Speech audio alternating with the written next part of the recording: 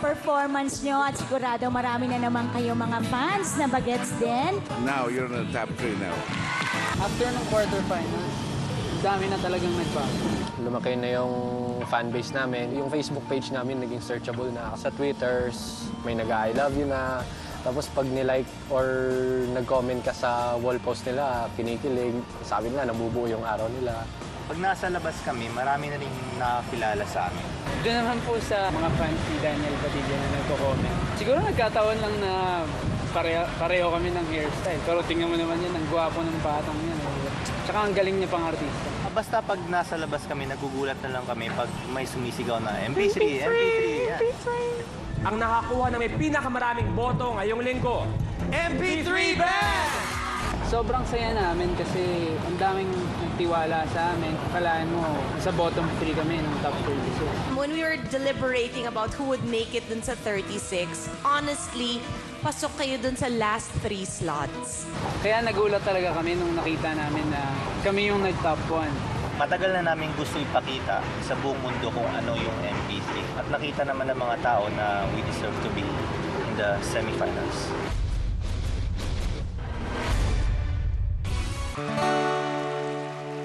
Bahay kubo, kahit munti,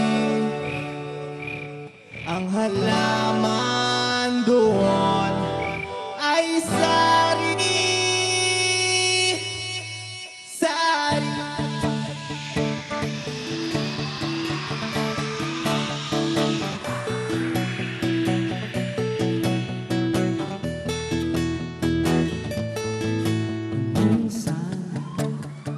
Sabi niya sa akin, sandali na lang.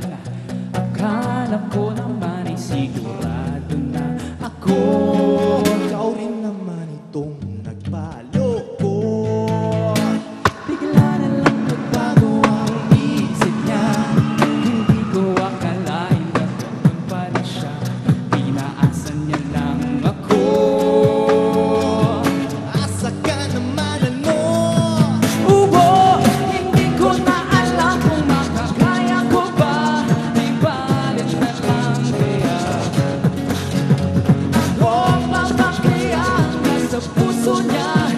Di balit na lang.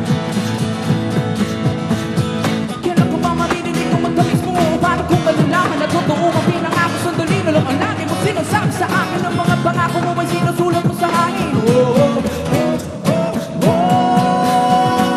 Hindi ko na alam kung makakaya ko ba.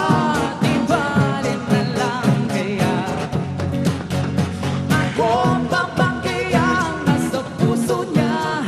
Di balit na lang kaya Ngunit mahal mo siya. di balit na lang. Marami pa dyan.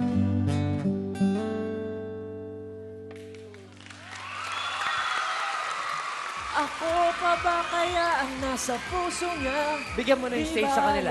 MP3 Band! Okay!